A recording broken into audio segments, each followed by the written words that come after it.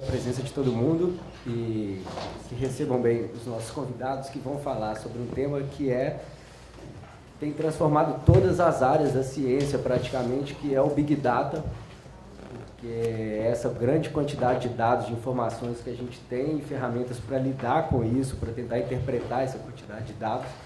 E a gente tem aqui uma mesa com pessoas de áreas semelhantes, mas cada um com uma formação específica, que vai nos ajudar a entender mais sobre o Big Data e com o tema do fake news, que não precisa nem de dizer que é o assunto do momento, né? O assunto de sempre. A gente tem aí o fake news dominando o debate político dos últimos tempos. Então, a Mariana Zattar, que é professora da UFRJ, da Ciência da Informação, da Biblioteconomia, ela fez questão de me dizer. E a biblioteconomia é uma área fundamental, porque é a área que organiza os dados, coloca ele, dá sentido, entrega as informações nos lugares corretos. Até onde eu entendo, ela vai explicar mais sobre isso. E ela vai falar sobre desinformação e fake news. Na sequência, o Diogo, que é publicitário e que está fazendo doutorado em administração e marketing, vai trazer a experiência dele também com Big Data. E, por fim, a Beth Gomes vai falar de Big Data, inteligência de mercado e o fake news, trazer a experiência dela tanto como formanda em engenharia da produção e toda a sua atuação como professora e doutora, marketing, mercado, inteligência de mercado. Então, queria agradecer a presença de vocês. A gente pode começar com a Mariana. Se quiser ficar em pé, fica à vontade também. Até ali. A gente vai sentar para poder enxergar aqui.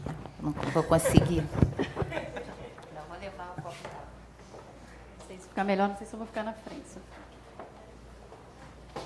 Bom, boa tarde. Meu nome é Mariana. Eu sou bibliotecária de formação. E aí, primeiro, eu quero agradecer o convite. A Beth é uma pessoa que eu tenho um carinho muito especial. A Beth foi minha professora, também na pós-graduação. E no maternal, né? E aí tem essa carga do carinho, do afeto, quando eu venho até aqui para falar de desinformação. E aí, deixa eu só colocar aqui o cronômetro, porque por conta do tempo.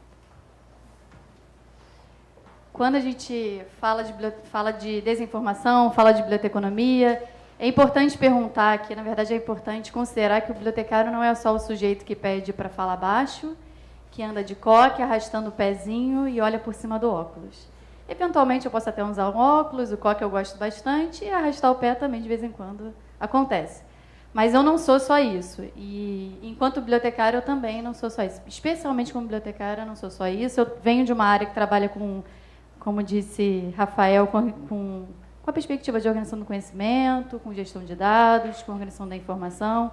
Então, esse é o meu lugar, é de onde eu venho. E aí eu dou aula no curso lá de Biblioteconomia da UFRJ, no campus da Praia Vermelha e do Fundão. Fiz mestrado e doutorado em Ciência da Informação, no IBICT, e a pós-graduação em Gestão Estratégica da Informação. Então, aí para me apresentar. E aí eu venho trabalhando com a noção de desinformação relacionada à noção de competência em informação. E aí, para estabelecer algumas definições, é importante entender que desinformação é uma informação falsa e enganosa. E é uma informação que pode ser falsa, enganosa e propositalmente falsa e enganosa. E eu estou falando o tempo inteiro que ela é uma informação. Então, a desinformação ela é, antes de tudo, uma informação. Para falar de desinformação, eu preciso entender que ela é uma informação. E aí, dentro dessa categoria desinformação, nós temos alguns tipos de desinformações, algumas variações das traduções relacionadas à desinformação. Temos a misinformation, que seria algo do tipo uma informação enganosa que eu posso não querer criar propositalmente enganosa. Então, se eu estou aqui no ponto de ônibus e pergunto como é que eu faço para ir à Gávea, e alguém fala para mim para eu pegar o 455, por exemplo, que é um ônibus que vai só até Copacabana. A pessoa só falou para mim uma informação falsa. Ela não quis me enganar. Se ela tivesse a ideia, se ela tivesse a intenção de me enganar, assim, eu não gosto da Mariana, tá vindo a Mariana ali, não aguento mais olhar para a cara dela, eu vou pegar o 432, mas eu vou falar para ela que ela vai pegar o 455, porque eu não quero andar com ela. Se ela fizesse isso, ela estaria fazendo uma disinformation, que é uma informação falsa, propositalmente falsa. Já a malinformation, que aí tem a ver especialmente com contexto político, não vou entrar nesse campo específico, mas que é o que a gente vem vendo, é informação falsa, imprecisa e enganosa, feita propositalmente para prejudicar alguém, para causar prejuízo a alguém. Esse tipo de desinformação nós chamamos de malinformation.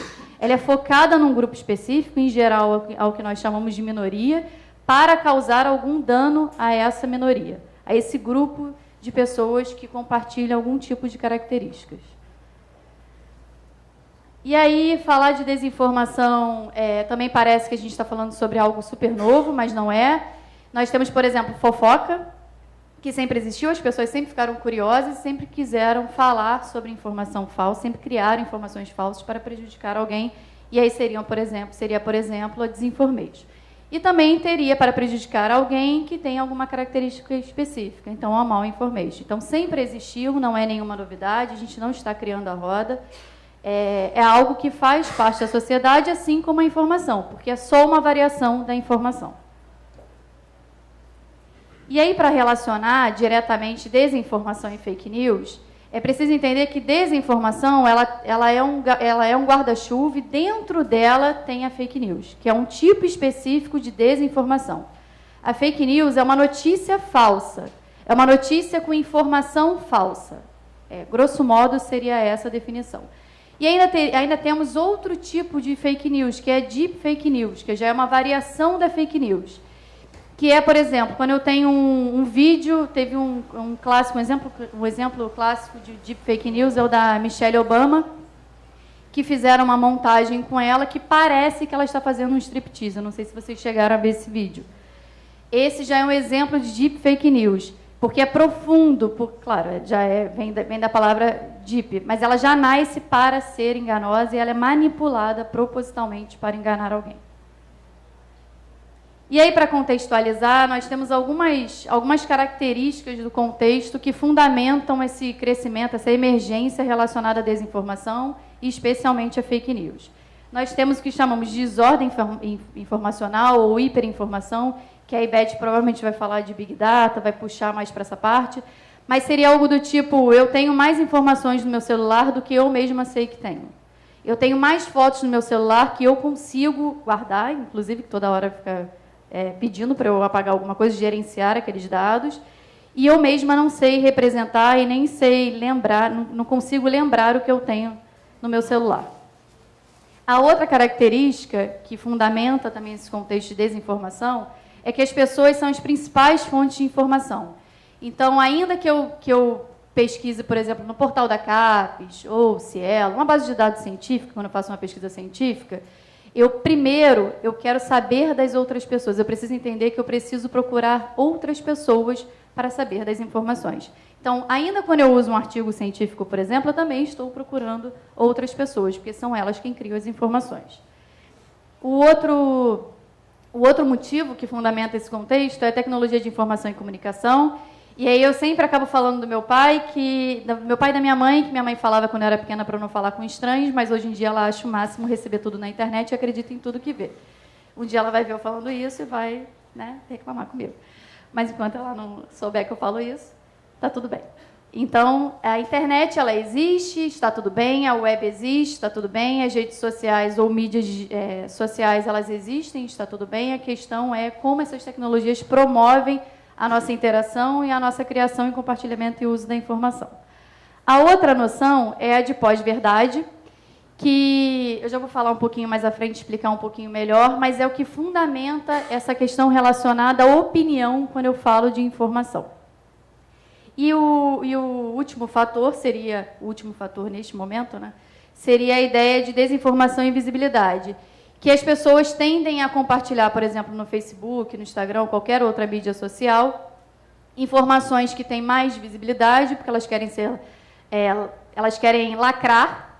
Existe a cultura do like, elas querem provocar, elas querem ter mais like, elas querem ter mais comentários, mais compartilhamentos, e por isso, às vezes, nem param para ler o que estão compartilhando ou disseminando como informação. Aqui é só para ilustrar, quando a gente fala de internet, porque muita gente fala assim, não sei se vocês passam por isso, eu passo por isso diariamente, as pessoas falam para mim, tal coisa, sei lá, manga com leite faz mal. Manga com leite faz mal? Eu recebi no WhatsApp da minha família, minha tia falou que manga com leite faz mal, então faz mal. Ok, então tá bem. É porque está na internet que a pessoa justifica. Aqui também para ilustrar. E aí, da noção de pós-verdade. Assim, o termo pós-verdade ele teve mais visibilidade em 2016. E aí, quando alguns pesquisadores começaram a perceber que, na verdade, pouco importavam as informações que as pessoas tinham, ou os fatos, e mais importavam as opiniões que as pessoas tinham. Hoje, por exemplo, no meu Facebook, eu fiz lá alguns posts lá no Facebook, e aí o sujeito foi e comentou lá do jeito que ele queria, e ao final colocou assim, bom, me respeite porque essa é a minha opinião. Aí eu falei para ele, olha, se fosse informação, a gente poderia discutir, mas como é a sua opinião, eu realmente só tenho que respeitar. Então, a pessoa ela quer acreditar, não importa o que aconteceu, ela só quer acreditar naquilo. É a opinião dela. Eu não consigo chegar num nível, pelo discurso, de interação com ela, que eu vou conseguir mudar a opinião dela. Eu posso dar informação para que ela mude a opinião dela, não eu vou conseguir, não sou eu que vou conseguir mudar. Dá tempo de eu... Deixa eu passar esse videozinho. Eu não sei como é que passa aqui. Tem. Não sei se vocês conhecem. I was scrolling down my Facebook timeline, man, and it said snakes have legs. No. Yeah. I gotta go tell everybody. Yeah, you go tell everybody, man, because it's true. Whoa, are you a snake? Yeah, man, I'm a snake. I heard that you have legs, man. That's some dumb shit. Did you get this information from a reputable news source? Yes, it was called the Daily Testicle. The Daily Testicle. Yes. You believe something from the Daily Testicle. I did. And you think this is true because... I read it on the internet. You read it on the internet, right. Yes. You should stop that forever. Stop the internet? No, just stop being dumb on the internet. The internet is an amazing tool that could be used for amazing things, but you should stop being an idiot on it. Unfriend. Snakes have legs. Soluções, e aí conseguimos ver aqui o impacto da internet, o impacto de notícias que são lacradoras, impacto da pós-verdade, especialmente da pós-verdade, porque não importa, você está vendo ali o fato, você viveu o fato e você ignora aquilo ali, porque você quer ter uma opinião que tem mais visibilidade. E aqui alguns exemplos de desinformação ou fake news. Aqui tem o caso da Fabiane de Jesus, eu não sei se vocês lembram desse caso, uma pessoa que ela foi espancada depois que um retrato falado de uma pessoa que sequestrava crianças tinha algum tipo de semelhança com ela, e aí os vizinhos dela acharam que poderia ser ela, e aí se reuniram e espancaram até a morte. Aqui é um outro caso que eu particularmente gosto bastante, foi um grupo de pesquisadores que eles publicaram um artigo científico, num periódico científico, com revisão de pares, e, na verdade, não era uma pesquisa científica. Isso foi depois da publicação, eles falaram depois para os editores que, na verdade, eles relataram um episódio de uma série científica, de ficção científica, desculpa. Aqui é um outro caso, também que eu gosto bastante, do Carlos Bandeirense Mirandópolis. Eu não sei se vocês conhecem essa pessoa bastante importante para a área do direito. Funcionou assim. Existe um escritório de advocacia em São Paulo, e aí dois advogados começaram a brincar com o estagiário. E começaram a perguntar para o estagiário se ele conhecia o Carlos Bandeirense Mirandópolis. O estagiário não conhecia. E eles começaram a criar informações, então seria um tipo de deep fake news, porque eles começam a criar informação para sustentar a informação falsa. Eles começaram a criar informações, sites, verbetes na Wikipédia, por aí vai, para que o estagiário, quando procurasse pelo Carlos Bandeirense Mirandópolis, que esse estagiário conseguisse achar esse sujeito e ficasse constrangido porque não conhecia o tal jurista. E aí, ok, era uma brincadeira, fizeram essa brincadeira e continuou lá a fonte de informação disponível. Então, quando alguém pesquisava alguma coisa no Google, no buscador, por exemplo, conseguia achar essa informação. E aí isso foi tornando tão forte, essa pesquisa começou a ter tanta visibilidade, que um juiz, por exemplo, que um juiz do TJ fez uma sentença, e na sentença ele cita o Carlos Bandeirense Mirandópolis, que nunca existiu. Foi anulada essa sentença, que bom, mas é o tipo de aderência que tem essa questão. E aí o que eu trabalho especificamente é com a questão de competência e informação, que é a tradução na língua portuguesa para o Information Literacy, que são as experiências solidárias, a promoção de experiências solidárias e coletivas, com foco na ética e na crítica, nas dinâmicas informacionais. Então, de tal modo que as pessoas consigam perceber que a informação que elas criam, que elas compartilham, que elas disseminam, que elas usam, que elas avaliam, impactam diretamente na vida de outras pessoas. Então, é isso que nós trabalhamos na biblioteconomia, e aí por isso eu demarquei tanto a biblioteconomia quando eu comecei a falar.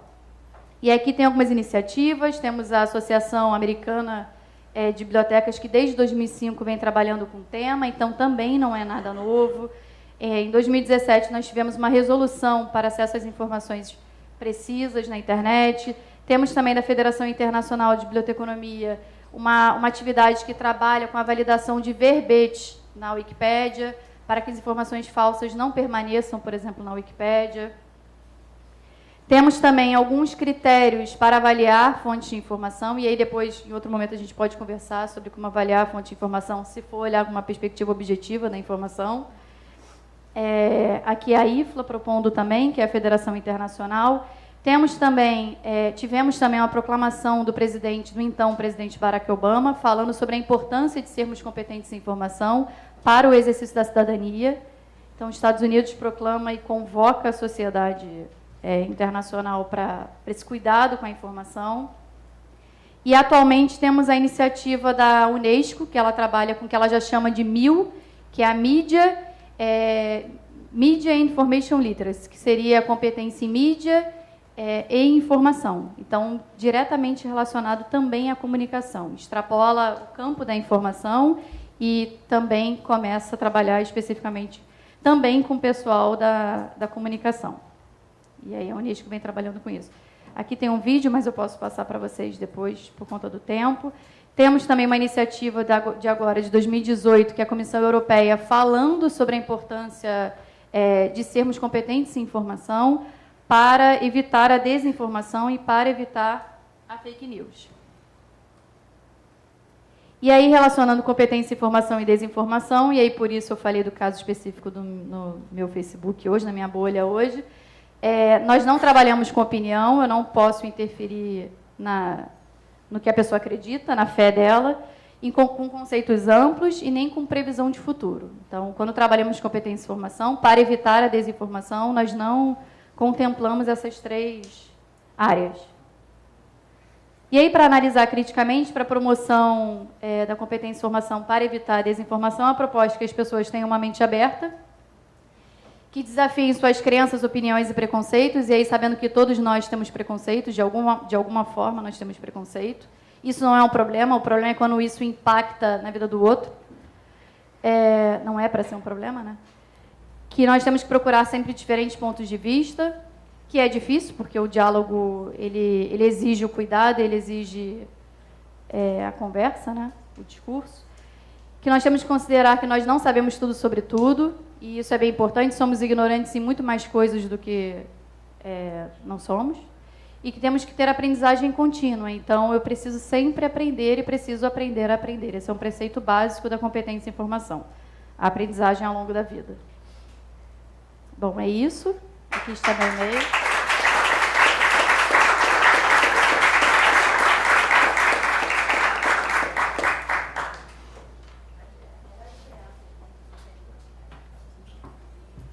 Bom, a gente vai ouvir os 3 direto e depois a gente abre para as perguntas, certamente devem ter questões aí levantadas. Então, quer sentar lá? Posso sentar aí no gogó? Aí atrás tranquilo? Sim. Tá gravando? Beleza, sem problema. Vamos lá, vamos ver se eu vou saber lidar com o microfone. Oi? Cadê o...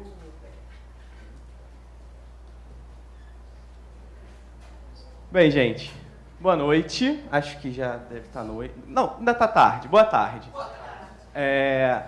Queria, mais uma vez, agradecer aqui o convite. Mais uma vez, não, porque eu não agradeci primeiro, só pessoalmente. Mas agora, em público, agradecer o convite da Beth para a gente estar participando, para a gente participar aqui desse evento, falar um pouquinho de fake news para vocês.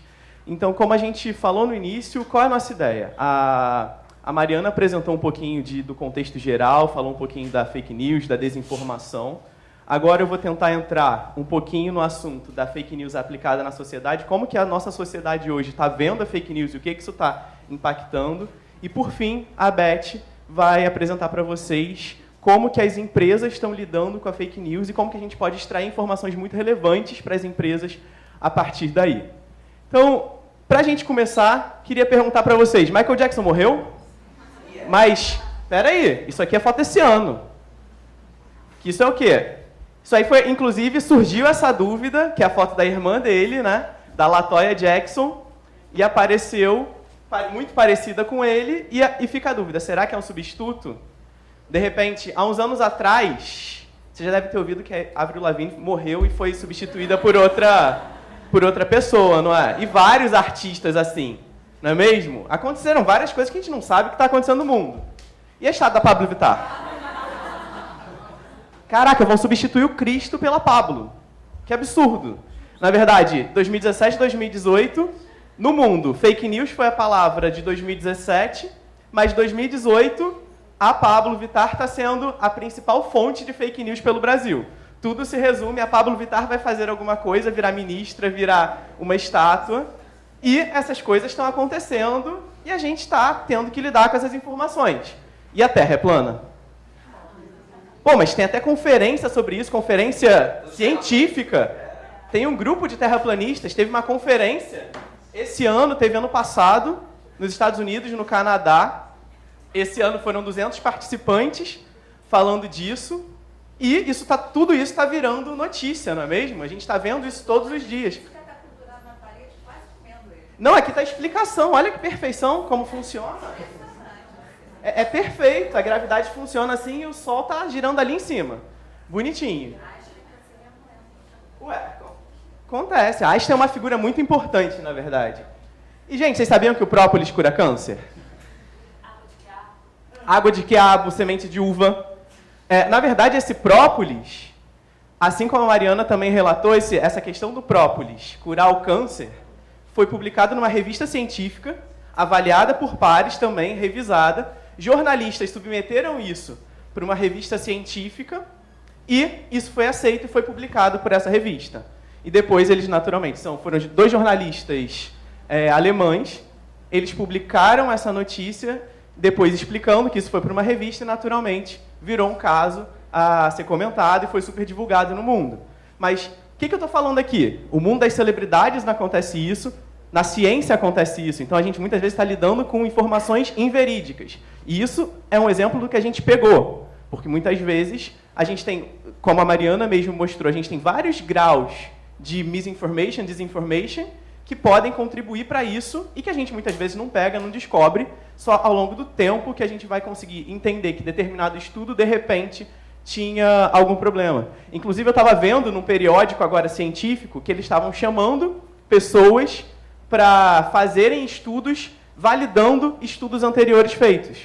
Então, para ver se aqueles resultados vão ser os mesmos do que aqueles que aconteceram há um tempo atrás.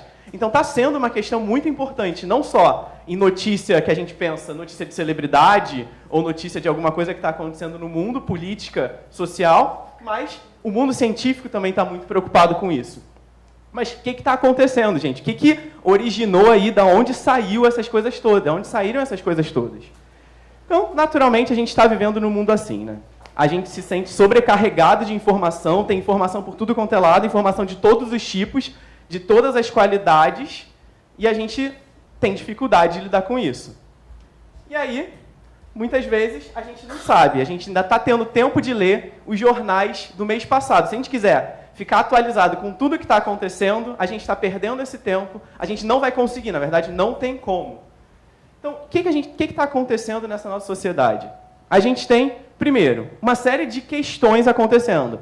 E questões boas, muito interessantes. A sociedade está mudando. A gente está falando aqui de fake news, não está dizendo que isso necessariamente é uma deficiência da sociedade que está gerando um problema. Não, isso é um fato, é uma coisa que acontece. Nosso consumo de mídia, nosso consumo de informação está mudando e a gente precisa lidar com isso. O que houve nos últimos anos? Democratização da comunicação.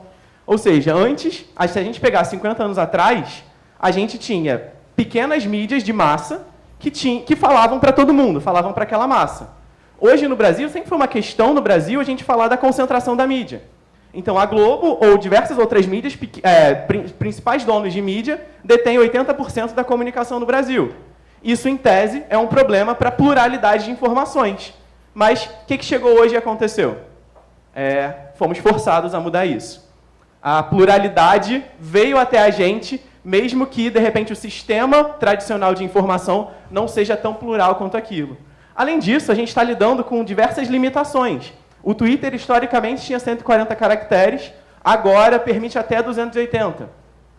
Continua muito pouco. A gente não consegue falar muito através disso. E, naturalmente, isso limita a gente a explicar informações e facilita a gente não entender, não compreender muito bem aquelas comunicações que estão acontecendo. Tem os algoritmos. Os algoritmos, hoje, cada vez mais, estão impactando na forma como a informação chega até a gente. E como as coisas acontecem, determinando aquele feed de notícias que vai chegar para a gente do Facebook, é determinado por um algoritmo que foi criado com base em uma série de critérios que o Facebook tem, que a gente vai falar mais um pouquinho. Mas isso tudo está impactando a nossa vida. Outras formas de comunicação. O WhatsApp está crescendo cada vez mais como uma fonte de informação, como a Mariana falou. A nossa mãe chegava lá atrás, quando a gente era há 10 anos atrás, 15 anos atrás, ela falava, não fala com estranho. E agora a nossa mãe está compartilhando a estátua da Pablo Vittar, que vai virar no lugar do Rio de Janeiro. E aí isso me lembra um vídeo da Jut Jut, que ela fala, proteja nossas mães.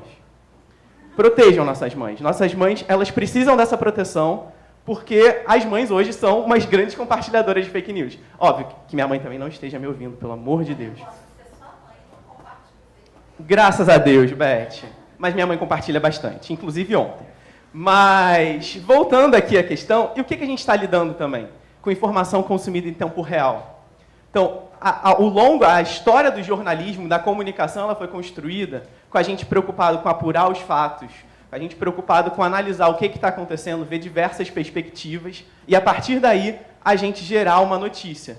Mas hoje em dia a gente não tem isso. A gente quer consumir, a gente quer... Se teve um atentado em Nice, na França, a gente quer saber 1 minuto depois que aquele atentado está acontecendo e alguém fazendo uma live daquele atentado acontecendo. Então, a gente consome informação hoje em tempo real. E isso, naturalmente, todas essas questões impactam diretamente em como a gente está lidando com todas essas informações e a gente precisa de novas competências para lidar com isso. Então, eu trouxe aqui alguns dados para vocês. Isso é da Reuters, que é uma das principais empresas que reúnem dados em relação ao mercado de mídia do mundo. E ela trouxe alguns dados bem interessantes. Primeiro, o paywall. Não sei se vocês sabem o que é o paywall. Quando a gente entra lá no Globo e ele diz para você, você atingiu o limite de notícias. Então, para você conseguir acessar mais notícias, você precisa pagar um X, fazer uma assinatura daquele determinado jornal. Então, o paywall, ele gera uma barreira de acesso, porque você precisa pagar uma mensalidade para ter acesso àquela informação que seria uma informação do veículo tradicional, que passaria por aquele processo jornalístico. A gente tem, hoje, uma tendência mundial de confiança nos veículos de comunicação em baixa. Então, as pessoas não estão confiando mais que determinadas emissoras, determinados veículos, determinados jornais, que eles estão realmente passando informações confiáveis. E aí, principalmente porque estão sendo relatados casos, isso pelo mundo inteiro, de veículos que têm um direcionamento político ou têm algum tipo de objetivo por trás. Então, isso tudo está acontecendo. Além disso, outro dado que é interessante é que 66% dos brasileiros, isso dado 2018, usam as mídias sociais como fonte de informação. Então, como uma das principais fontes de informação. Então, a gente não busca outros mecanismos, ou a gente utiliza também, mas as mídias sociais são uma das principais fontes de informação da gente. E o aumento contínuo dos aplicativos de mensagens como uma fonte de informação. Então, não só utilizar Facebook, Twitter, etc., mas o WhatsApp hoje, a gente está recebendo a todo momento, de todos os grupos que a gente tem, que a gente participa, diversas notícias sobre os mais diversos assuntos. Tudo bem, agora não tão diversos assim nesse nosso período até o final do mês. Mas a gente costuma receber muitas notícias para ir. Então, o que isso está acontecendo? Isso está gerando uma mudança. E, principalmente, um outro dado interessante é que o Facebook ele cresceu muito como principal fonte de informação e ele está começando a cair. E o WhatsApp está crescendo como uma principal fonte de informação, isso no mundo, mas no Brasil particularmente. Isso aqui, nessa pesquisa, eles pegaram dados de como as pessoas estavam vendo, entendendo cada uma desses aplicativos, dessas redes sociais. Então, o Facebook ele está vendo como uma ferramenta multifacetada, como uma ferramenta genérica, que tem um perfil egocêntrico de você mostrar você mesmo naquele ambiente, e o Facebook está sendo considerado chato. Ao mesmo tempo, o que o WhatsApp está sendo visto? Como o melhor amigo, como você só tem no WhatsApp aquelas pessoas que realmente você tem um contato maior e que você quer manter aquele contato. Como mais divertido, como um aplicativo que une as pessoas. Honesto, confiável e muito mais discreto. Você não precisa mostrar exatamente a todo momento tudo o que você está fazendo. O resultado disso é justamente o que a gente está vendo. As pessoas estão migrando da fonte de informação daqui e consumindo muita fonte de informação daqui. E aí, ainda tem um agravante, que é aquilo que a gente falou do algoritmo. O que está acontecendo hoje? O Facebook, em janeiro de 2018, ele anunciou que ele mudou a forma como as notícias, como seu feed vai ser visto. Então, ele deixou de priorizar notícias e comunicações de empresas e de veículos de mídia e passou a priorizar aquelas informações compartilhadas pelos seus amigos e familiares. Qual o resultado disso? O resultado disso, acho que estamos vendo hoje no nosso dia a dia. Então, no nosso feed aparece muito mais essas informações compartilhadas por pessoas, criadas por pessoas. Então, se alguma empresa, alguma pessoa que tem lá o checkzinho de pessoa autenticada do Facebook, ou se alguma empresa de comunicação publicar uma notícia e compartilhar aquilo, a probabilidade de você ver no seu feed é muito menor do que se alguém dos seus amigos ou alguém dos seus parentes publicarem, criarem um conteúdo e publicar ali. Isso gerou, da Folha de São Paulo, que é uma das principais fontes, sempre foi tradicionalmente um dos jornais mais vendidos no Brasil, ela deixou de publicar no Facebook porque ela não teria mais acesso a um amplo mercado. Então, isso tudo está implicando uma série de modificações na sociedade. E aí vem a grande pergunta. Nós estamos ou estávamos preparados para isso tudo acontecer? Na verdade, nós sabemos como lidar com isso tudo? E aqui eu trouxe um exemplo para vocês. Eu citei um pouquinho, rapidamente, daquele atentado de Nice, na França, em que houve aquele caminhão que atingiu algumas pessoas. E esse era um repórter alemão que ele estava participando lá. O Richard, ele estava lá no atentado de Nice, ele acabou filmando, por coincidência, aquele atentado, e depois teve um atentado em Munique, e ele estava no mesmo dia do atentado em Munique. Resultado: fake news contra ele. O que aconteceu? Ele foi considerado terrorista, começaram a disseminar a informação de que ele era um terrorista, que a esposa dele era do exército de Israel, e a filha dele tinha ligações com grupos extremistas, e a partir daí, isso foi disseminado de uma forma que implicou a família dele. Então, e aí, um vídeo começou a disseminar essa informação, e isso tudo começou a replicado, e ele foi considerado o bomber da Noruega, como um terrorista mesmo, que está gerando prejuízo para a humanidade, que seria alguém que deveria ser pego pela polícia ou que deveria sofrer algum tipo de restrição de liberdade. Então, a partir de um dado, uma coincidência, que ele era um jornalista alemão que estava em 2 atentados, por coincidência, ele passou a sofrer uma série de represálias porque viram que começaram a criar notícias fantasiosas a partir daí. Então, a gente vê o grande problema de que isso tudo aconteceu. A gente não estava preparado para lidar com essas informações. E aí, gente, eu faço outra pergunta para vocês. A gente entende como funciona esse processo de criação de uma notícia, de elaboração de uma notícia? Será que as pessoas sabem como isso acontece? Como é que uma notícia é gerada historicamente? E aí, nessa pesquisa da Reuters tem isso. Somente 10% das pessoas do mundo têm consciência de tudo, de como acontece o processo de verificação de informação, de verificação das fontes, de como você escreve um artigo, então de como você compartilha, de como o Facebook gera o seu feed. Somente 20% das pessoas que fizeram parte da pesquisa sabiam que aquele feed é baseado em um algoritmo que o Facebook faz. Elas achavam que empresas faziam isso, ou que era feito aleatoriamente. Várias respostas, mas somente 20% sabia disso. Então, esse é um grande problema que a gente tem, que as pessoas não são alfabetizadas para lidar com informação, com notícias, e entender esse processo. E outros dados interessantes dessa pesquisa foi que, quando eles fizeram um cruzamento desses dados e perceberam que quanto mais as pessoas conhecem como uma notícia é produzida, mais elas buscam fontes confiáveis de informação, mais elas verificam, elas analisam quem que está publicando aquilo, se aquilo faz sentido ou não faz sentido.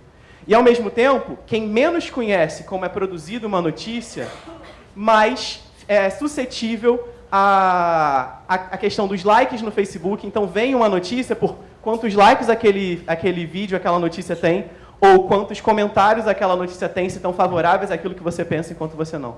Então, a gente precisa pensar muito em todas essas competências. E aqui eu não sei se vocês já viram essa referência do History Channel, mas, na dúvida, foram os aliens. Eu não estou dizendo que são os aliens, mas a gente sabe que são os aliens que fazem isso tudo. Então, eu quis, agora encerrando a apresentação e fazendo um link com a apresentação da Beth, eu queria trazer essa citação aqui do Einstein, que eu acho muito importante, que a insanidade é continuar sempre fazendo a mesma coisa e esperar resultados diferentes. Então, a gente precisa pensar em isso que a gente está lidando e fazer de forma diferente para a gente ter resultados diferentes. Mas espera, isso não é do Einstein.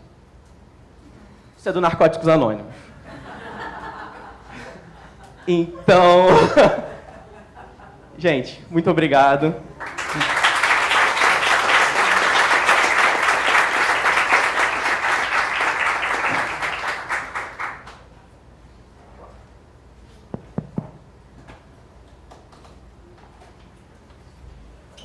Vou ver agora a Beth, que é a mestre dos dois, que a gente vai virar também aluna aqui agora. Você vai precisar do meu pendrive, né? Que eu não sei se eu botei no bolso.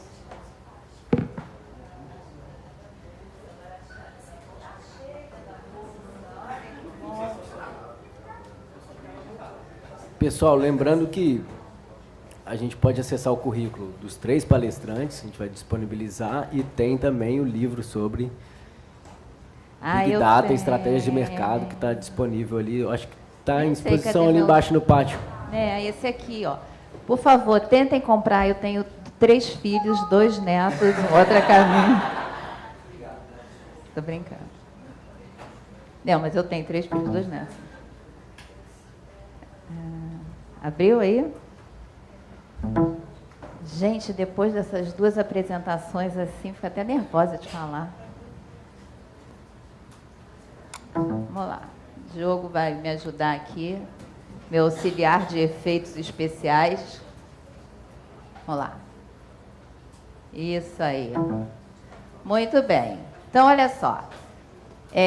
A gente combinou tudo. Está tudo combinado, o que a Mariana ia falar, o que o Diogo ia falar, o que eu vou falar aqui.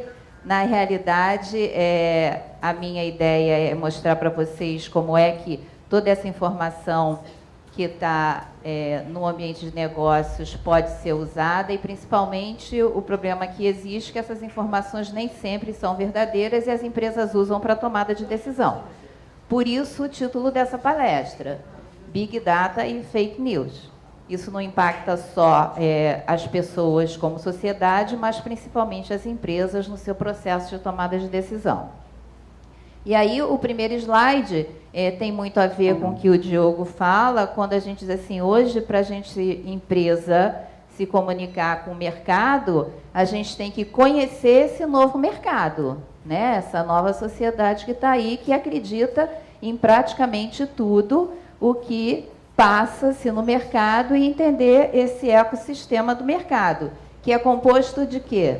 Das indústrias, dos fornecedores, dos clientes, dos produtos, do governo, dos concorrentes, tudo aquilo que vai impactar o que você vai fazer para ganhar dinheiro. Ninguém tem vergonha de dizer isso, eu espero, né? Dinheiro lícito é bem-vindo, o ilícito a gente vai pensar depois se a gente quer ou não.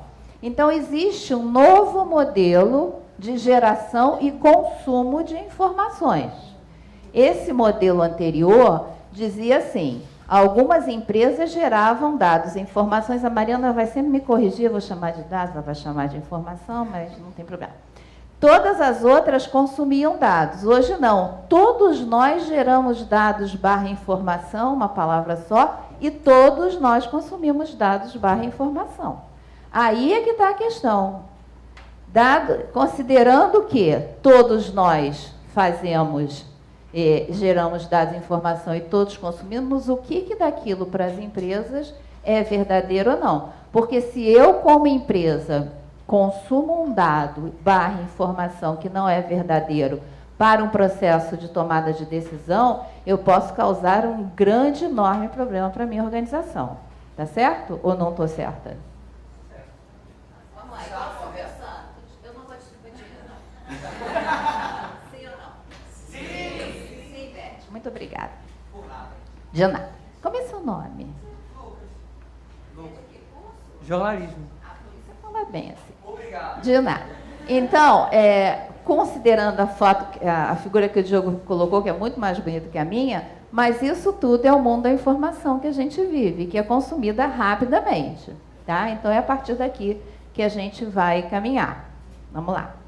Então, como é que eu interpreto o que dizem essas informações, eu como organização, como empresa, e vou extrair o melhor para apoiar uma decisão com o menor risco? Por que você passou? De não dar certo. Ele tem uma mão nervosa, eu vou segurar essa mão dele aqui. De não dar certo, né? Como é que eu posso fazer isso? Como é que eu posso desenvolver um método que seja para que eu consiga extrair o melhor possível dessas informações todas que a Mariana classificou e que ele diz que existem no mundo e que a gente vê? Agora você pode passar, Diogo.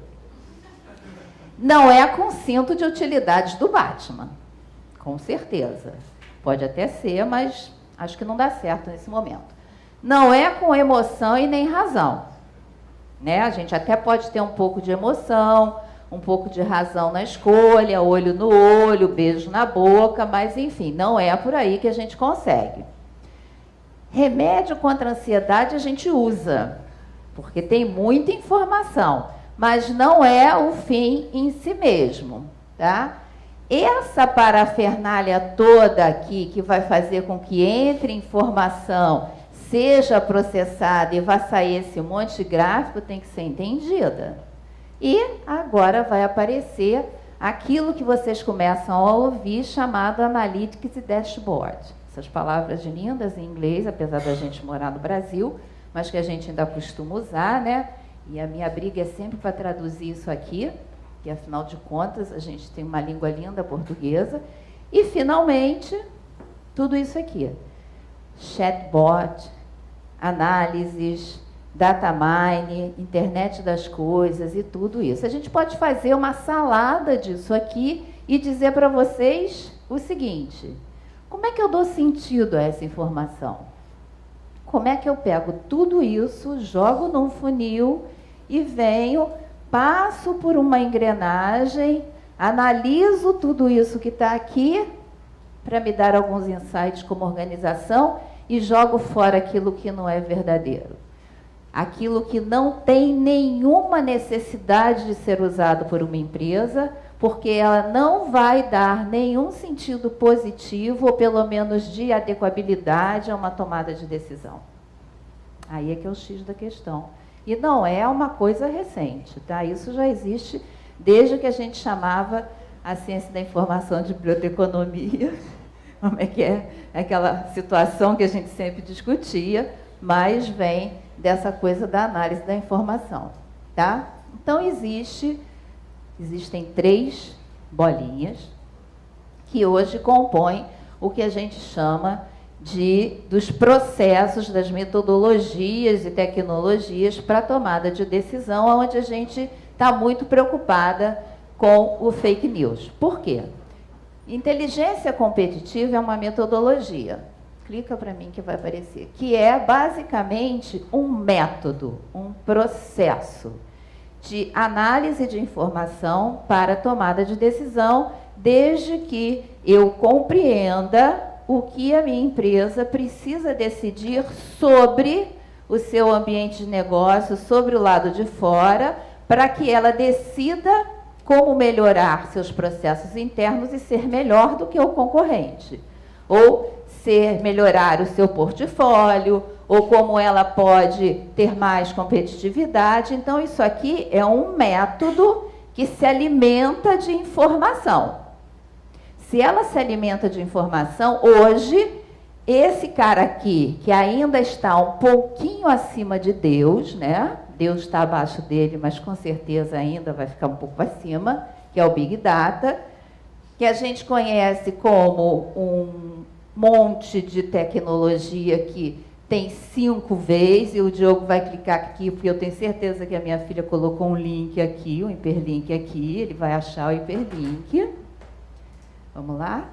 Oh, que maravilha! Detesto tecnologia, mas a minha filha gosta. Que são os 5 Vs do Big Data, e isso é que é importante para a gente ver, porque é aqui que a gente vai começar a ter preocupação com as informações que não são verdadeiras. Por quê? Porque todas essas tecnologias que mais à frente eu vou falar com vocês impactam porque a gente começa a trabalhar com um grande volume de dados e informações que antes a gente até tinha, mas a gente não tinha tanta preocupação com esse grande volume porque a gente conseguia tomar decisões com menos informações. Hoje é impossível, por conta das redes sociais, por conta dessa informação de todas essas redes fechadas, como WhatsApp, Telegram e todos esses que vocês conhecem melhor do que eu. Então, começo a ter a preocupação desse grande volume, que é gerado por conta dessa velocidade enorme que a gente tem aqui, tá? Com uma variedade de tipos de suportes de informação e que vai bater aqui na veracidade. Mas eu poderia ter só esses 4 Vs? Não, não poderia não, porque senão não adiantava nada. Porque eu só posso trabalhar com isso aqui para uma empresa se eu tiver o último V, que é o valor. Tudo isso que está aqui, o valor é que torna o Big Data relevante. Porque se eu não tiver o valor, ele não vai servir de nada para a minha organização. É o valor de usar esse composto de informações, de busca e extração de informações que está aqui, que me dá acesso a uma quantidade enorme de informação, de uma maneira rápida, com grande variedade e veracidade, para usar aonde? No processo de inteligência competitiva ou de mercado. Tá? E aí existe aqui uma seta que vai fazer voltar. Olha que maravilha! Para que a gente possa, então, ter um processo analítico bem feito, tá? Que é o uso desses dados que vem aqui do Big Data, numa metodologia de inteligência, com toda a tecnologia de informação para ajudar os decisores. Quem são os decisores? Silvio Santos. Ana Maria Braga, vamos lá. Decisores? Ah, você não. Quem são os decisores? Eu sou decisora? Na minha empresa sou, na minha vida também, eu espero. Não, meus filhos às vezes decidem por mim. Quem são os decisores? Qualquer pessoa que tem que tomar decisão. Se eu estou aqui falando de empresa, são as pessoas da empresa. E eles precisam, então, de ajuda, de insights, para tomar decisão mais rápido e com menor risco de que essa decisão não seja adequada para aquilo que ele precisa decidir. Por isso é que eu uso essas 3 bolinhas que estão aqui. Uma metodologia, um conjunto de tecnologias que me permite buscar informação mais rápido, e aí o fake news eu vou falar daqui a pouco, para fazer uma análise com maior precisão. Ok? Sim ou não? Sim. Muito obrigada. E aí, isso aqui, para a gente fazer uma coisa assim mais lúdica, tem a ver com cozinhar. Eu não sei cozinhar, mas a minha empregada sabe. E aí eu fui tentar explicar para ela o que eu vinha falar aqui para vocês, que afinal de contas ela está na minha casa há mais de 30 anos. E aí eu expliquei para ela, ela falou: ah, dona Beth, então é mais ou menos como fazer comida, né? Eu falei: é sim, é sim. Ela disse: então é como eu fazer para a senhora o jantar? Eu falei: é. Ela disse, então, assim, eu tenho todos os ingredientes crus, né? Tá aqui, ó, eu botei aqui para fazer uma salada que Diogo sabe cozinhar muito bem, Mariana também, eu não. Tudo isso pode ser muito bom no início. A diversão só vai começar quando eu começar a fatiar, picar e, eventualmente, servir algo muito bom para a gente começar a comer. Enquanto eu não fizer isso para fazer uma boa refeição, isso aqui vira só um monte de ingredientes. Então, o valor que eu coloquei lá para vocês é quando eu tenho isso aqui tudo em conjunto, gerando uma recomendação, gerando insights para a empresa para que ela tome uma decisão adequada. Ou então você está ofertando uma deliciosa refeição para a sua empresa. Tá? Por isso é que existe esse conjunto de metodologia, conjuntos de tecnologias para gerar uma boa análise. E aí o novo profissional está aqui, ó, que a gente chama do profissional unicórnio, né, o cientista de dados. Vamos lá. Aí aparece isso aqui, né? Antes a gente era feliz e não sabia. Analista de inteligência, eu desde muitos anos atrás, há 25 anos fazendo isso. Aí um dia disseram para mim, você esqueceu de fazer isso. Você esqueceu que existe informação circulando em redes sociais e a gente precisa saber o que as pessoas estão falando sobre a nossa empresa. Falei, esqueceu, não esqueci não.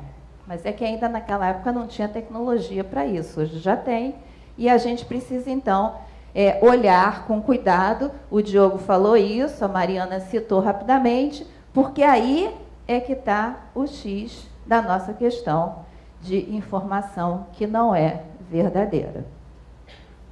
Então, toda empresa, aí é toda, tem que se preocupar com fake news. Essa pergunta já está respondida pelos dois palestrantes anteriores, porque eu tenho o mito e o fato. E aí eu, como analista de inteligência, como jornalista, o que seja, como ser humano, ser humaninho, eu tenho que me preocupar em avaliar se aquilo que eu estou recebendo e que eu vou analisar é verdadeiro ou não. Tá? Só que isso já existia desde que vocês não tinham nem nascido, que era uma coisa que a gente chamava de rádio corredor, fofoca, rádio peão, tá? Dentro das organizações. Quem aqui trabalha? Levanta o dedo. Bem alto, porque eu sou cega. Estou sem óculos. Com óculos também não enxergo. Ele só faz arco na cabeça. Então, isso aí é fofoca, rádio corredor, rádio peão, que é quando a gente tem aquilo dentro da organização que corre entre as pessoas, começando quando você diz que você vai ter um aumento e chega lá na frente dizendo que todo mundo vai ser demitido. Isso... Ah, meu Deus, ele tem um dedo nervoso, aquela coisa. Isso é muito comum em ambiente de trabalho. Em época de tecnologia é mais comum ainda, né? Porque eu transformo uma informação, às vezes, numa informação falsa, quando ela, às vezes, não é. E isso não acontece só internamente na empresa. Isso pode acontecer da empresa para fora da empresa, quando antes de se chamar fake news, se chamava contra-informação. Tá? Existe até um organismo do governo chamado ABIN, Associação Brasileira de Inteligência, alguma coisa desse tipo, que cuida disso, de classificar a informação, de cuidar de conhecimento, de informação sensível. Mas aí, ó, já existe há alguns anos, tá bom? Outra coisa, olha só, 1998, vocês também não eram nascidos. Quem já era nascido em 98? Gente, quanta gente, olha que legal. Não é? Estava achando que não. Aquela famosa, lembra da Copa de 98, que o Roberto Carlos ajeitou a meia? Naquele jogo? Foi 2006? E 98 foi horrível também, né? De qualquer jeito. Que a França ganhou. Pois é, todo mundo chorou, foi horrível. E aí um sujeito invadiu o site da CBF e inventou uma história fantasiosa, dizendo que os jogadores brasileiros tinham entregado o jogo em troca do patrocínio vitalício da Nike, que o Brasil ia ser sede da Copa seguinte em 2002. falou um monte de coisa, depois a gente viu que não era verdade, mas até hoje, se vocês forem buscar essa história, ela ainda continua na internet e tem gente que acredita, tá? Que isso vale. É igual o juiz aí, o jurista, como é o nome do jurista? Como é o nome do jurista lá? Mirandópolis, doutor Mirandópolis, que vai ser contratado. Se a gente caminhar mais um pouquinho, ó, pode ir, Diego, agora o dedo nervoso não para. 2013, a Etna, um usuário criou uma fanpage falsa da rede de lojas de imóveis Etna, aproveitando que a empresa havia tirado temporariamente a página do ar, e o falsário publicou um post. Então, olha só, quando eu estou dentro de uma organização buscando informação para fazer análise, a minha empresa tem que se preocupar com este tipo de informação. Porque ela busca informação que está publicada para analisar. Não só publicada em redes sociais ou na internet, mas em relatórios também. E vocês viram aqui que em periódicos científicos a gente também tem informação que não é verdadeira. Passa mais uma.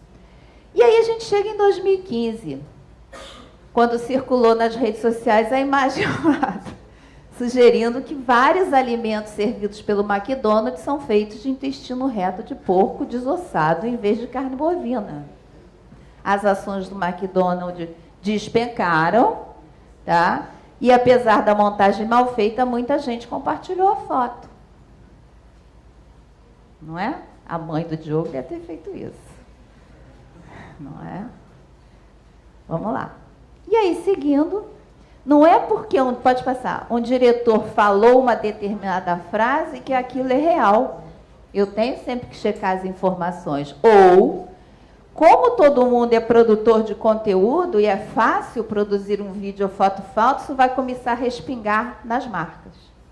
Aí começa a nossa questão, quando a gente é analista de inteligência, quando eu tenho uma tarefa de fazer análise, como eu tenho uma tarefa de coletar informação e avaliar se essa informação é útil para que eu utilize numa análise para dizer para a minha empresa o que ela deve fazer para tomar uma decisão. Essa é a questão principal para as organizações.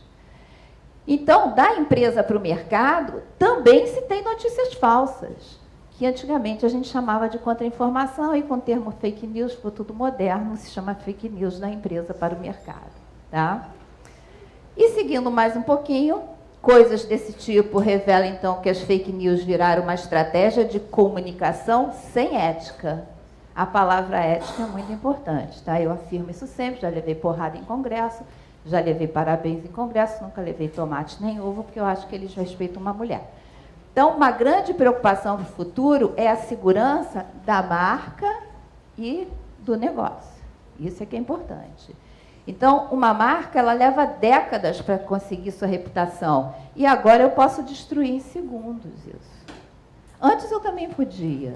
Só que agora, com essa coisa do fake news, da tecnologia fazendo com que essa informação falsa ande mais rápido, esse comentário ruim, o falso, pode fazer isso mais rápido. E aí é o que eu vou falar agora, pode passar, que é a questão da tecnologia.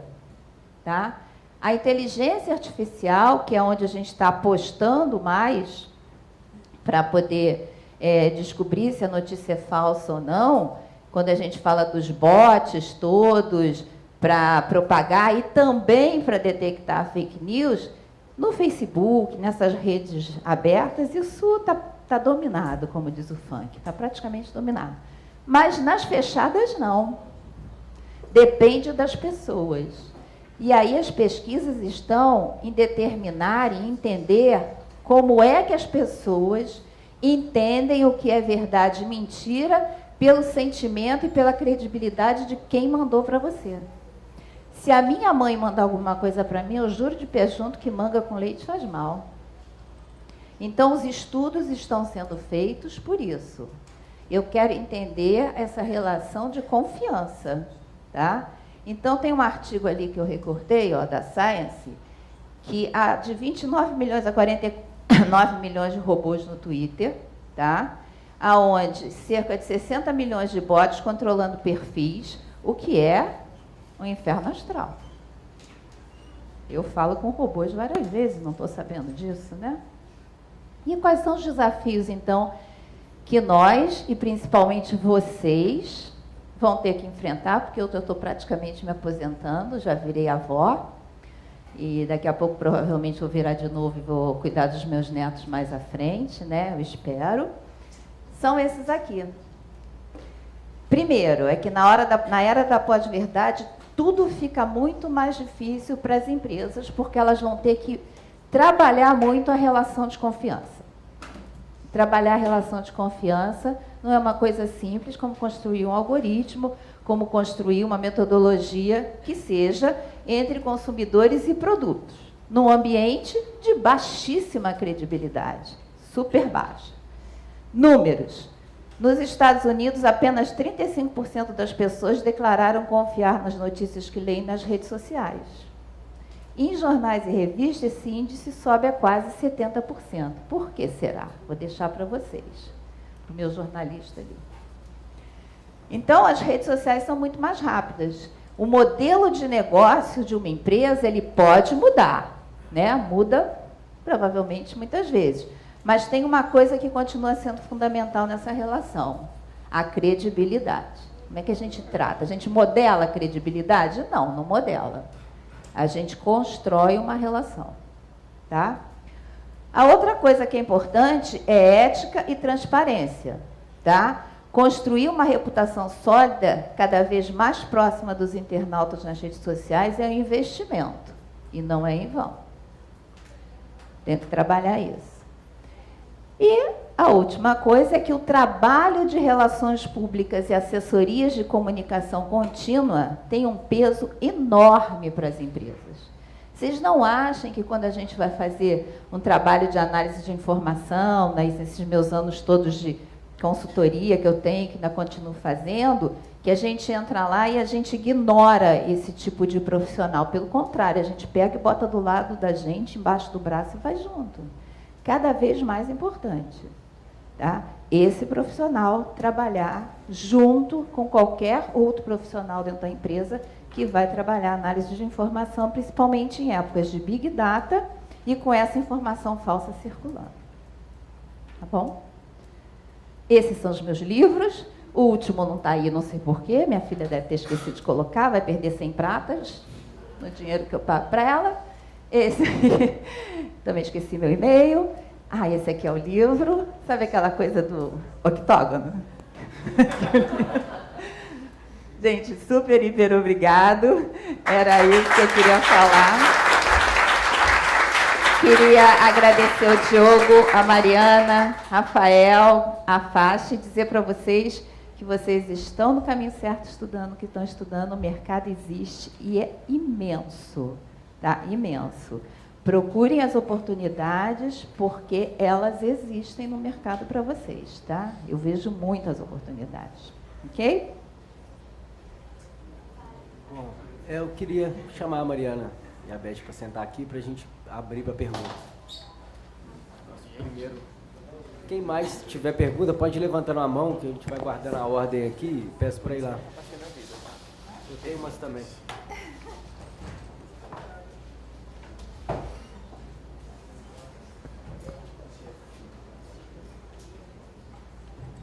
Oi. Primeiro, quase boa noite para vocês. Né? Boa noite também para vocês, meus colegas. Eu queria fazer rapidamente uma pergunta, porque eu sei que hoje a gente está com um horário um pouco limitado aqui, não posso ser muito extenso. Nós estamos percebendo que na internet, nesse período de conflagração eleitoral, de caminho de segundo turno, as fake news estão bombando. As fake news estão bombando e as pessoas cada vez mais acreditam nessas fake news de acordo com o seu praxe ideológico. Eu queria fazer uma pergunta que tem um pouquinho que de provocação sociológica. Será que essas fake news estão ajudando a aumentar a radicalização política no país?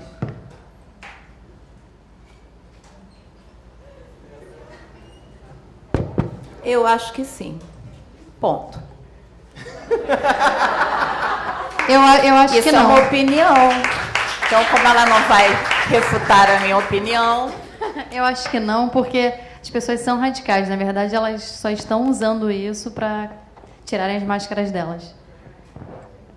Mas dentro disso, eu queria até perguntar para a Mariana. Mas é assim, no final é assim. Não, quero não. Eu acho que dentro, eu acho que dentro da mesma linha, a Mariana lembrou que a gente tem tanta foto que a gente não lembra mais do que a gente fez, os eventos. A gente tinha a foto da família, né? Era a mesma foto que ficava em uma casa, ficava na casa da sua mãe, na casa do seu tio, era a memória coletiva comum. Existe uma preocupação, como, eu não sei até que ponto as ciências da informação têm decidido sobre o que é essa narrativa comum. O que aconteceu esse ano? Foi golpe ou não foi golpe? O Bolsonaro é fascista ou é só maluco? Como a gente vai sair da opinião e traçar essa estrutura do que aconteceu mesmo no mundo durante um ano ou aquele outro ano? O que foi mesmo importante? Ou se a grande questão foi mesmo que deixamos de ter essa narrativa? Como que a ciência da informação trata isso? Assim, tem alguma preocupação sobre? Sobre o registro? Sobre o registro, sobre essa memória que vai, imagino, pensando numa enciclopédia, como foi o ano de 2016, como é que essa estrutura ainda existe? Sim, tem duas questões quando a gente fala. Tem até um ex-professor aqui da casa, o Márcio Gonçalves, Sim. que ele trabalhou no doutorado dele com a questão da autoridade. E aí existe, na verdade, a gente pode olhar por dois caminhos, a autoridade do discurso e o discurso da autoridade. Então, assim, muitas vezes o que importa, é o que até a Beth falou, assim, muito importa quem falou, e até por isso a gente eventualmente procura o autor da frase, o autor da citação e por aí vai. E, por outro lado, temos também toda a criação de conhecimento coletivo. Então, na verdade, também tem as pessoas que criam um argumento e depois, na verdade, pouco importa quem criou, mais importa o argumento. Então, assim, a ciência da informação, ela caminha com essa perspectiva. E aí, assim, a escolha, se foi golpe, se é fascismo, vai depender do discurso que eu quero construir, porque ele é construído coletivamente. Então, assim, eu preciso entender se eu vou primeiro para o caminho da autoridade ou se eu vou primeiro para a construção do discurso para depois, eventualmente, procurar a autoridade. A autoridade é essa reputação dele. A autoridade é responsabilidade. E aí tem uma outra questão também, assim. Quando eu vou Obrigada, Beth. Quando eu vou para essa perspectiva coletiva, não quer dizer que não existe autoridade. Todos nós somos solidários. Isso até nessa perspectiva de competência e formação, a gente trabalha com isso. Porque quando eu dissemino uma informação, quando eu crio uma informação, quando eu compartilho uma informação, eu sou corresponsável por essa informação. Então, assim, se eu acredito que foi golpe ou que é golpe, se eu acredito que é fascismo, quando eu crio, eu compartilho, eu uso essa informação, eu sou responsável também por essa informação. Eu faço parte dessa dinâmica informacional. E aí não existe neutralidade. Neste momento, não existe neutralidade e ausência de ideologia quando eu falo de informação. Há sempre um posicionamento. Sim, já esclareceu bastante. Isso funciona para a empresa também, tá? Se eu tenho dentro de uma organização o uso de uma informação que eu não tenho certeza de que fonte ela veio, eu sou conivente com o uso dessa informação. Então, isso é um cuidado extremo que a gente deve ter. E eu digo sempre isso quando eu treino analistas de inteligência, que a gente ouve muita informação, ouve em congresso, ouve na rua, ouve em lugares que você não tem como dizer de quem ouviu. E aí você tem que tentar trazer aquela informação, se você acha importante para a organização, de uma maneira que você tenha uma fonte que a respalde e essa fonte seja uma fonte com uma credibilidade, porque senão você vai poder causar danos à sua organização, porque você é conivente com aquele crime de não usar uma informação com uma fonte que tenha uma veracidade alta. Há pouco tempo eu estudei o conceito de harmonia, que no direito a harmonia é a compreensão de que todos nós somos responsáveis pela boa convivência. E aí, com a informação, assim, trabalhar com informação também tem que ter, a gente também precisa ter essa perspectiva de harmonia, Porque se eu crio, aí de novo, se eu crio, compartilho, uso a informação, eu sou responsável o tempo inteiro. Então, quando eu recebo uma mensagem no WhatsApp, um meme, alguma coisa, e alguém manda para mim e depois fala assim, olha, não tem, politicamente, por exemplo, não tem nada a ver com isso, eu vou anular meu voto. Não, você é responsável, você está disseminando essa informação. Você está dizendo para mim, compactua com isso, de algum jeito. Você faz parte dessa construção. Nisso, eu queria aproveitar e perguntar para a Beth, porque ela tem essa interface com o mercado, já trabalha há muitos anos interpretando dados para o mercado, e imagino que os alunos aqui devem estar pensando na responsabilidade de tudo que eles já compartilharam, que pode estar sendo analisado, e aí tentar entender qual é o papel dessa interpretação.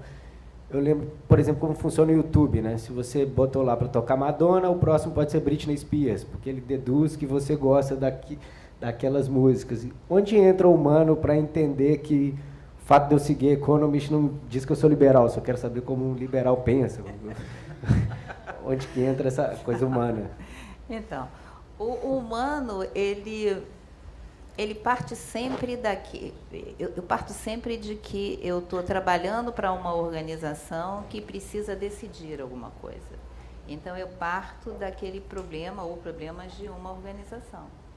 Eu não tenho assim uma liberdade tão grande para pegar qualquer tipo de informação. E por isso que existe uma metodologia apresentada ali atrás.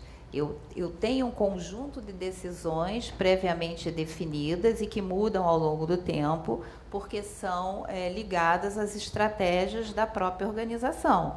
Então, esse ecossistema de decisão que a gente identifica previamente, que feita pelo humano, graças a Deus, ainda não é feita por nenhuma inteligência artificial, ela só nos ajuda a acelerar essa identificação, permite com que a gente busque um conjunto de informações hoje mais bem definidas, assim, um conjunto melhor, mais adequado, mais refinado e que estão em diversos suportes. O que antes do Big Data não permitia que a gente buscasse em outros suportes que não fossem só os tradicionais. Essa é que é a grande vantagem do Big Data para quem trabalha com análise de informação. Hoje eu consigo juntar para fazer uma análise muito mais rápida um vídeo, até uma música às vezes, ou uma entrevista, um texto, um pedaço de um texto, um gráfico, de uma maneira rápida e única, o que antes eu fazia na mão literalmente, porque eu trabalho com isso há 25 anos e passei por todos esses processos.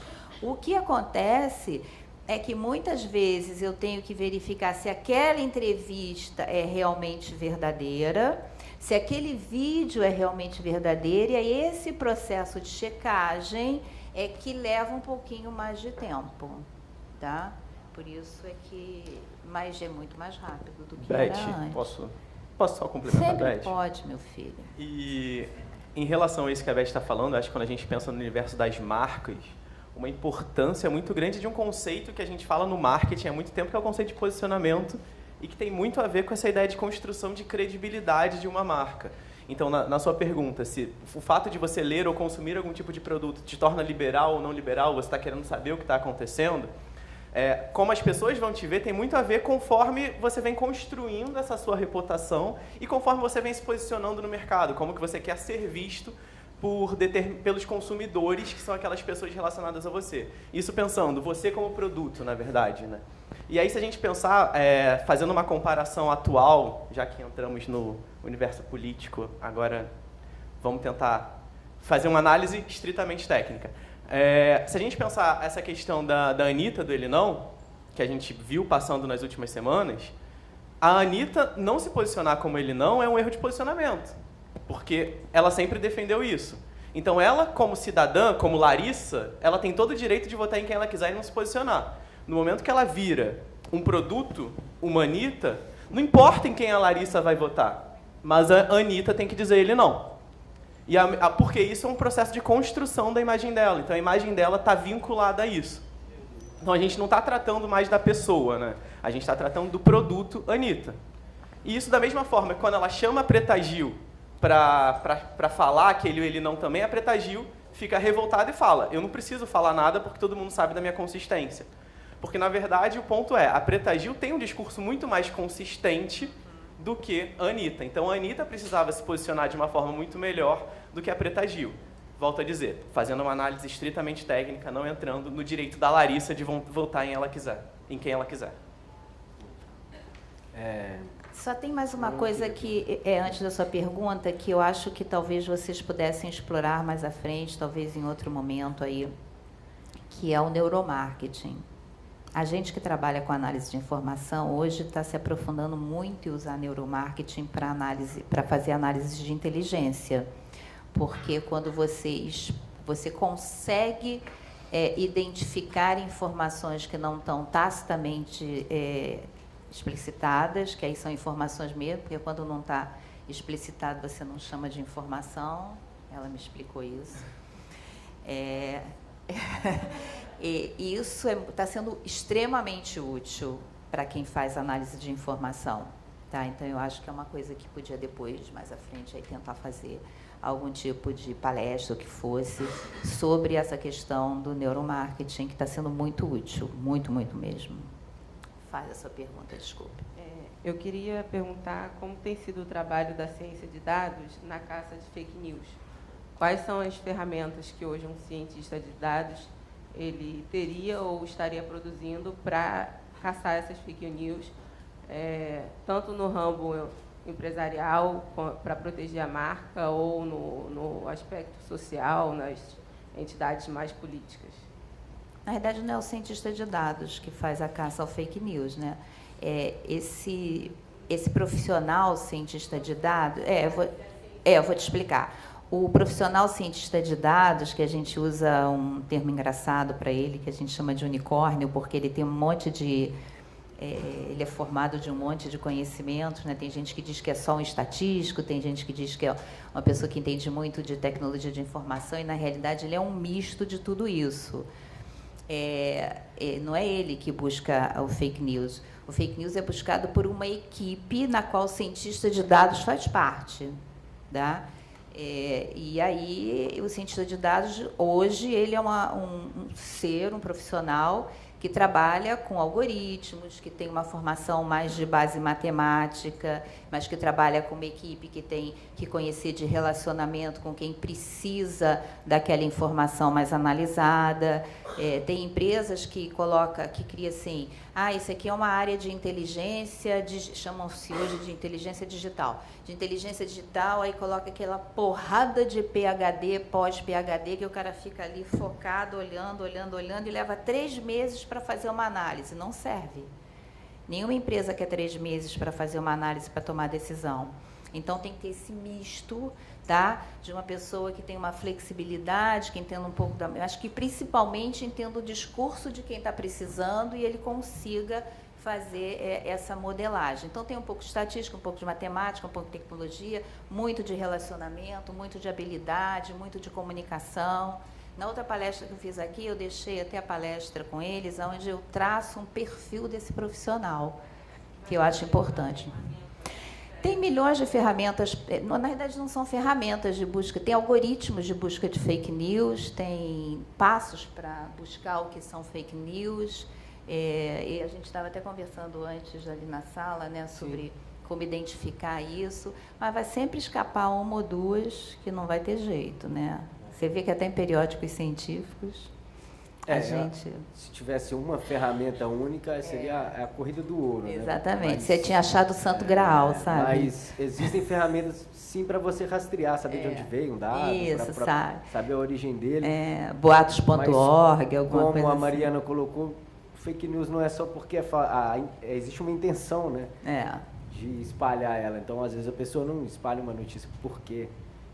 No caso das marcas, por exemplo, é muito claro que aquelas marcas com mães, né? O leite está contaminado, o todinho está contaminado, elas correm para compartilhar. Alguém teve intenção, né? Mais perguntas aqui? Eu queria perguntar para o Diogo, que é da área de administração e que tem percebido isso nas empresas. Ele falou que tem que cuidar A gente tem que cuidar das mães, né? Eu fiquei pensando, tem que cuidar das mães, tem que cuidar das crianças, talvez... Quase estou pedindo para lançar um movimento para isso virar parte das habilidades de língua, né? Porque agora a gente só aprende matemática e português, é obrigatório, então acho que esse português nosso é essa língua também. Até que ponto nas empresas já se valoriza e por que a gente deve tomar cuidado com a forma como a gente usa as redes sociais, porque especificamente somos profissionais que lidam com isso, né, que vão ter que ajudar a empresa também, né, ajudar a mãe, a criança, a empresa também. Não, com certeza, e na verdade a gente sabe que tem prejuízos quando a gente faz um uso controverso de redes sociais, né?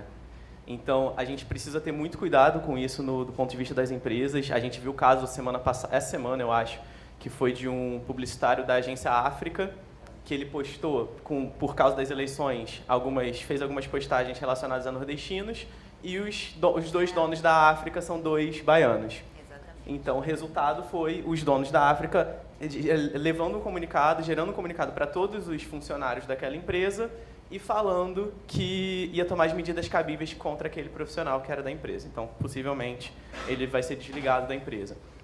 Então, acho que do ponto de vista da empresa, a gente tem que pensar tanto como uma ferramenta, como a gente vai manter essa consistência, e aí entrando até nos exemplos que a Beth deu da Coca-Cola, que a Coca-Cola teve, se a gente lembrar, alguns anos atrás, tem a questão do rato, e no primeiro momento, nas redes sociais, aquilo foi extremamente disseminado. E aí a Coca-Cola, como é uma empresa que, assim, eu como um publicitário, como cara de comunicação, eu acho que é sensacional a área de comunicação da Coca-Cola, é grande exemplo. Inclusive o site dela é extremamente didático, você entra lá, você descobre absolutamente tudo de como eles criam as estratégias de comunicação e etc. E aí a Coca-Cola imediatamente teve uma reação e conseguiu reverter aquelas menções negativas que ela estava tendo. Por quê? Porque ela foi construindo essa imagem dela ao longo do tempo. E os funcionários, funcionários, servidores públicos, a gente precisa também ficar muito atento a isso que a gente está compartilhando, né? A nossa responsabilidade, como a Mariana falou, a gente é corresponsável por tudo aquilo que a gente faz. Eu estava hoje almoçando com uma amiga, ela estava falando, Diogo, estava vendo meu Facebook, olhando na época da faculdade, que ela fez faculdade comigo, e, nossa, como eu era preconceituosa, eu postei um monte de coisa, eu falei, apaga isso, você não viu a história do Bruno Galhaço, como isso pode ter repercussão na sua imagem, na sua carreira, numa série de questões. Então, sim, eu acho que é uma questão muito importante da gente... Que não é se isentar, né? É usar responsável. Exatamente. Gente, a gente vai encerrar, porque tem uma palestra na sequência, eu convido todo mundo para ficar, porque essa foi a palestra que a gente olha os dados para interpretar. A próxima é um repórter que olha lá do helicóptero o que está acontecendo e tem que narrar também, tem que interpretar à distância. Então, é bem interessante para quem é jornalista e para as pessoas em geral que lidam com interpretar imagens, né? Pode também dar várias ambiguidades. Queria agradecer a presença de todo mundo e da plateia aqui também. Obrigada a vocês. Obrigado.